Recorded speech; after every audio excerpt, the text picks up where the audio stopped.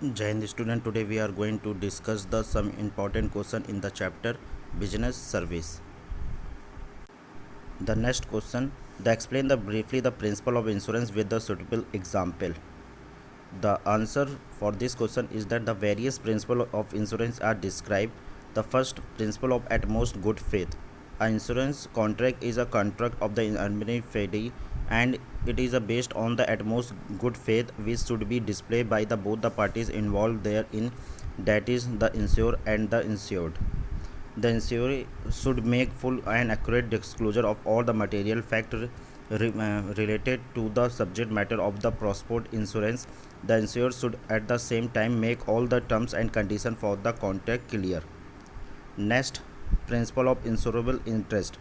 According to the principle, the insured must have be pecuniary interest in the subject matter of the insurance contract, but it though it house factory life or spouse as insured must have be interest in the preservations of thing and life insured. He and she will suffer financially on happening of the event against which she insured.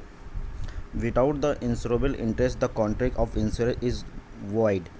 In case of life insurance, the insurable interest of the insurance must be present when the contract is brought into the effect.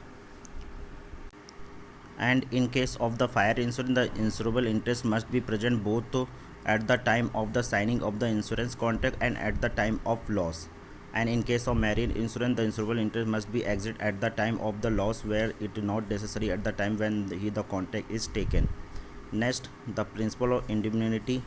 According to this principle, the insurance undertake to provide the compensation to the insured for the loss suffered by him/her on the happening of the event leading to the danger or destructions of the property insured. The compensation payable and the loss suffered are to be measured in the terms of money.